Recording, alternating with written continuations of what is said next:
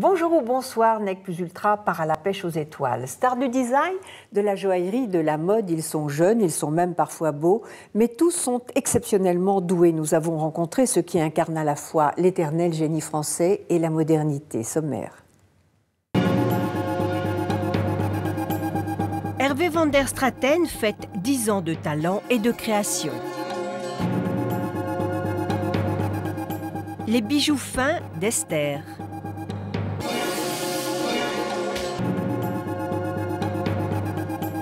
La saga des Vesses, antiquaire aux puces.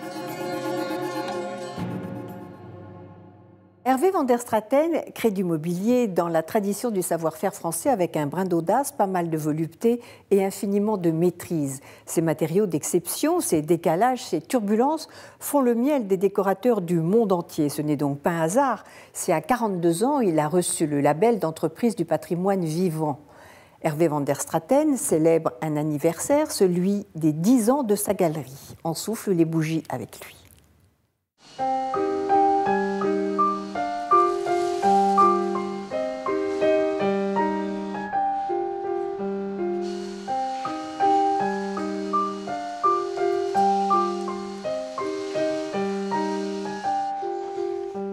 Il y a des intrigues un peu visuelles dans mon travail.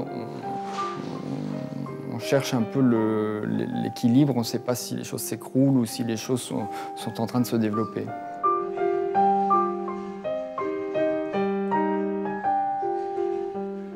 J'ai ouvert ce lieu il y a 10 ans parce que j'ai eu envie de montrer l'ensemble de mon travail dans un seul et même espace, donc à la fois les bijoux, le mobilier, le luminaire.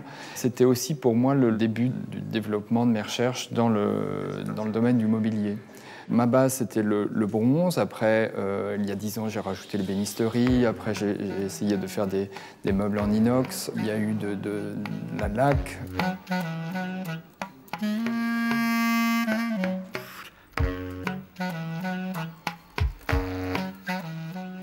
On va avoir l'ébène massif qui est très noir. Juste le petit filet doré et puis le côté un peu pourpre du meuble, ça je crois que c'est bien comme rapport. Je pense qu'il faut qu'il y ait un peu du satiné, du brillant. Et puis on a aussi le marbre en dessous qui lui sera complètement brillant. Hein. On a dessiné l'outil pour moulerer le bois. Donc là on a fait un jeu comme ça de fer avec différentes formes. Donc il y a vraiment... il n'y a pas un millimètre qui n'a pas été étudié, dessiné, élaboré.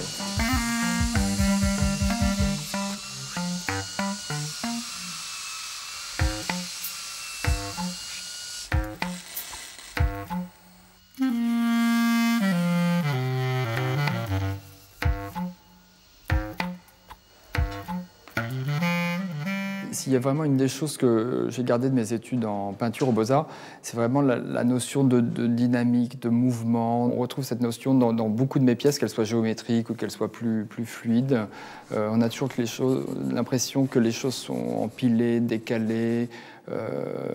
En tout cas, ce sont des pièces qui dégagent une certaine force et puis en même temps une espèce de fragilité. Voilà, j'aime bien ce contraste, j'aime bien cette dualité.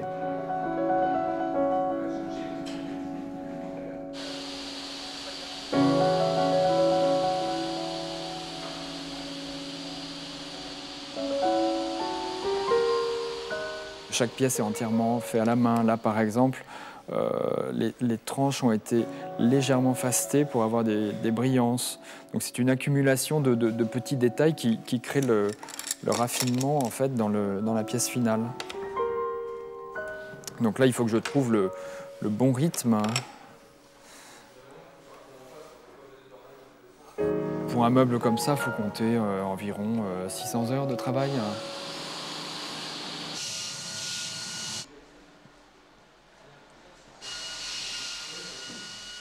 Et puis là, il faudrait que ce soit pas si mou.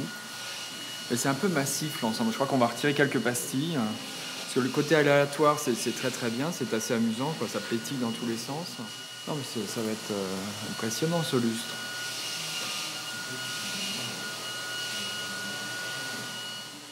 « À ceux qui prédisent la fin des métiers d'art, ceux qui pensent qu'il n'y a pas de débouchés professionnels, les ateliers d'Hervé van der Straten, leur jeunesse, leur beauté apportent le plus vibrant des démentis. Ils ne sont pas les seuls d'ailleurs. Esther Assouline travaille l'or. Ses bijoux sculptures racontent des voyages et des histoires d'amour. Esther est marocaine. Elle reçoit donc, selon les principes d'hospitalité de son pays, avec le fameux thé à la menthe.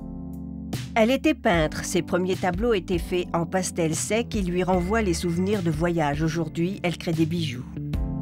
Alors que je suis peintre et que je dessine, pour les bijoux, je ne dessine pas. Je vais directement travailler sur la matière. Ni classique, ni ethnique, le style d'Esther est tout à fait singulier.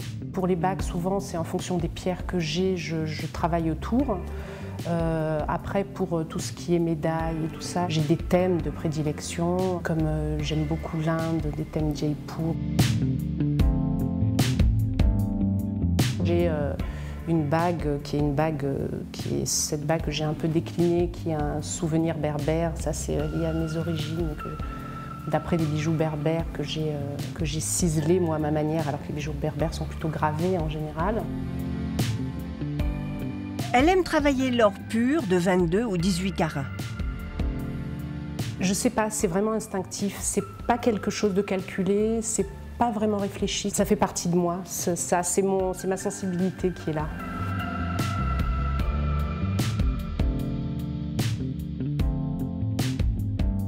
Ils sont assez figuratifs, mes bijoux.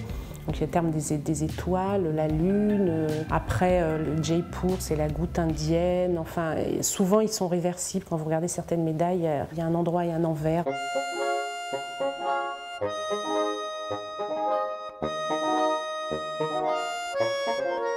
J'aime pas le côté trop fini, trop lissé des choses. Donc j'essaye de m'exprimer. Et je faisais pareil dans le pastel en me laissant une grande liberté. Donc la technique, oui, pour pouvoir faire ce que j'ai envie de faire, mais pas pour m'enfermer. Comme ces tableaux, les bijoux d'Esther racontent une culture et une histoire. J'ai ce côté certainement brut et en même temps j'aime les belles finitions, j'aime ce qui est délicat. Donc ce mélange-là me va tout à fait. Mes origines certainement font qu'il y a quelque chose au fond de moi qui fait que j'ai besoin que les bijoux, on a l'impression qu'ils sortent de fouilles ou qu'ils aient une âme, qu'ils viennent de quelque part.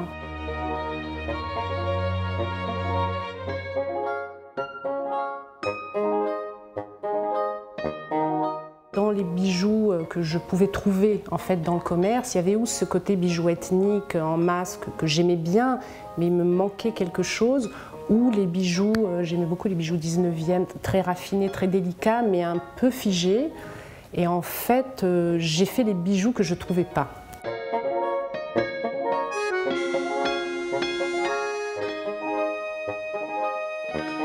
Ça, c'est du ciment, du ciseleur, qu'il faut le chauffer pour le ramollir, pour pouvoir mettre les pièces dedans et après les travailler sans qu'elles se déforment. C'est des pièces qui ont déjà été chez le fondeur. Je les reprends en ciselure pour essayer, par exemple, là, je vais essayer de donner un aspect mat à la pièce.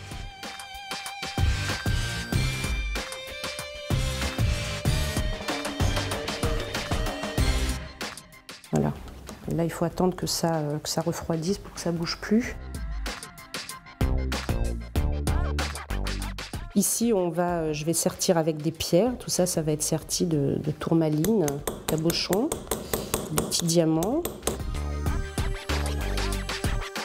L'intérêt avec la ciselure, c'est que quand on travaille directement sur métal ou même quand on récupère des fontes, souvent l'or est un petit peu ramolli, le fait de retravailler en ciselure, ça redonne du tonus au métal, ça le retend et ça lui donne de la vie. Intuitive et spontanée, Esther façonne des heures chaque pièce pour lui donner une âme. Je polis pas mes bijoux parce que je trouve que ça tuerait justement ce côté matière. Quand on porte un bijou qui n'est pas poli, on sent l'or qui vit, qui bouge, et il devient de plus en plus beau.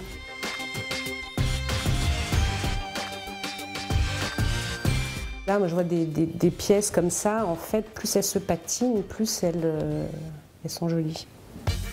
Esther affectionne particulièrement la rencontre du brut et du raffiné. que ce soit en cire que je donne à la fonte et après je reprends en ciselure, ou des maquettes que je fais en métal, c'est moi qui gère tout.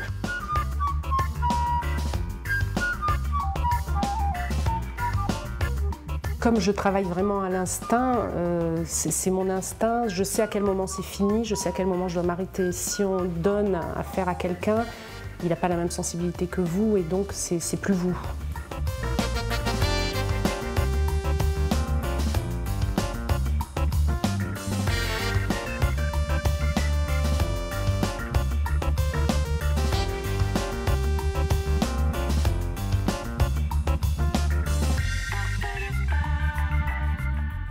Pour moi, le vrai luxe, c'est la liberté. C'est ça le plus important. Être libre, moi j'ai une grande liberté, je peux faire ce que je veux, ce que j'aime, ce qui n'est pas évident, hélas, tout le monde n'a pas cette chance. Donc je pense que pour moi, vraiment, la vraie symbolique du luxe, c'est la liberté. Et donc, à partir du moment où on est libre, on peut créer, on peut faire des choses vraiment à son image, on peut vraiment donner aux autres ce qu'on a envie, on n'est pas canalisé.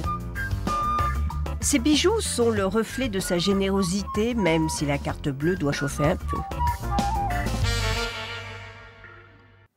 Cette génération de jeunes créateurs ne dénigre pas le passé et c'est là où les choses deviennent intéressantes. Accorder ce passé au rythme du présent, c'est aussi le pari d'un jeune antiquaire. Sa passion, l'art déco. Il a de qui tenir. Sa famille baignait déjà dans les puces, mais il entend bien dépoussiérer l'image de l'antiquaire compassé. Le marché de Saint-Ouen pourrait s'endormir sur ses lauriers, mais en voilà deux qui vont lui secouer les puces. Ces héritiers d'une famille de marchands ne lisent pas leur avenir dans une boule de cristal, mais bien dans l'art déco. C'est avec ce style très à la mode qu'ils font leur beurre, prenant ainsi la relève de leur maman, célèbre figure du quartier. Grâce à un monsieur qui est malheureusement décédé, qui s'appelait Michel Souillac, qui un jour est rentré dans mon magasin. Il était estomaqué et je sais pas, je lui ai plu. Il m'a dit, écoute Dany, si tu veux, je te mets du mobilier chez toi. Et c'est comme ça qu'est venu donc pour l'art déco. Je suis parti grâce à lui avec Maurice Dufresne, il m'a mis des paravents de Dunant et tout. C'était magnifique à l'époque. Et ça m'a donné l'engouement de pouvoir continuer. C'est donc une histoire de famille qui est née ici, voici 10 ans, autour de Dany et de Rodolphe Wess. La famille se partage 350 mètres carrés. Le papa, le cadet, l'aîné et la maman, Dany. Là, ce qui me touche, c'est la réalisation de ces meubles. La qualité, la finesse, les lignes. Voilà. Les lignes pures surtout, parce qu'on sortait un peu du Napoléon III, et il se fait qui était très chargé, et il se fait que ces lignes ont été ressorties après d'une façon pure, peut-être un peu masculine pour certains designers, mais c'était des formes cubisme, modernisme. Et c'est ça qui plaît dans l'art déco. Là, vous êtes sur une pièce qui est en merisier réchauffé palissandre, 7 lacs de BK, avec une transparence, une profondeur. Là, à l'intérieur, vous ouvrez, vous êtes sur un travail en chaîne. Une pièce qui est très pure de lignes, basse, très tendance aujourd'hui. En plus de faire des lignes si pures, l'art déco a exprimé l'âme de toute une époque. En fin de compte, le XXe siècle est en ébullition. L'avantage de cette période-là, c'est qu'elle est intemporelle. Et c'est vrai que les gens aujourd'hui s'identifient à l'art déco. Pourquoi? Parce qu'ils peuvent mélanger. On peut mettre du contemporain avec, on peut matcher du 70. Le XXe siècle a toute cette fusion, tout ce charme et surtout ces essences, ces couleurs. La France a énormément colonisé. C'est pour ça qu'on retrouve dans cette période énormément d'essences exotiques. A contrario, par rapport à l'art déco anglais qui est beaucoup plus basé sur 4 ou 5 essences. Là, on est parti complètement aux 4 coins de la planète et on le retrouve sur nos mobiliers.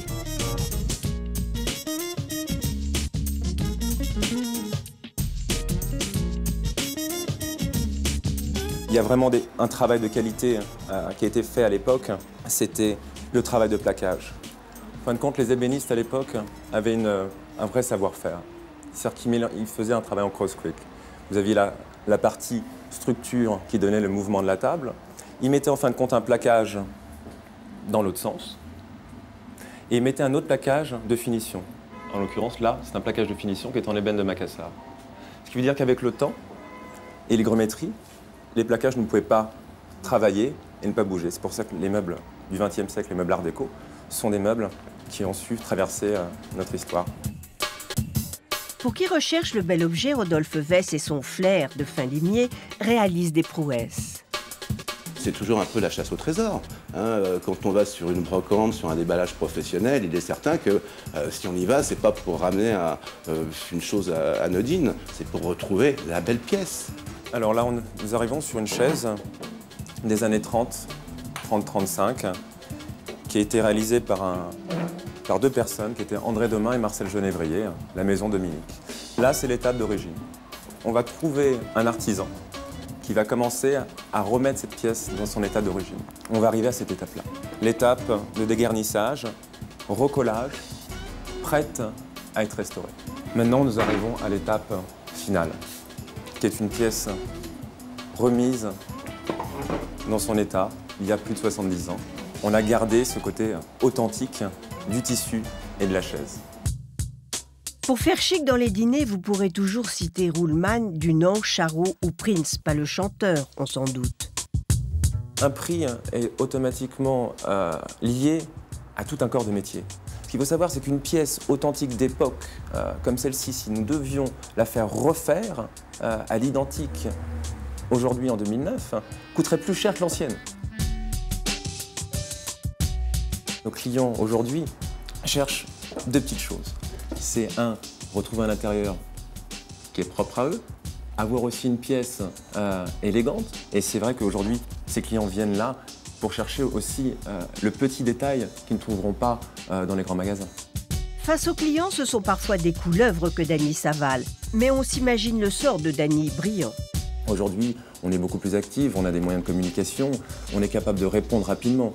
Et c'est vrai qu'aujourd'hui, cette nouvelle vague d'antiquaires, en fin de compte, est dynamique. On est vraiment dynamique et on aime notre métier. Et c'est vrai que derrière, il y a cet artisanat, ce respect, cette tradition qu'on a envie de conserver. On a envie que le patrimoine français et cette culture française, on a envie de l'enrichir et la conserver. Pour ses fils, le sort est scellé, mais il n'est pas si laid que ça. Frédéric relève le gant. Le moment est venu de se quitter. Merci à qui ? Merci à l'Hôtel Meurice de nous avoir accueillis. Merci à vous de nous avoir accompagnés. La semaine prochaine, je vous proposerai un tout autre voyage, toujours sur TV5 Monde.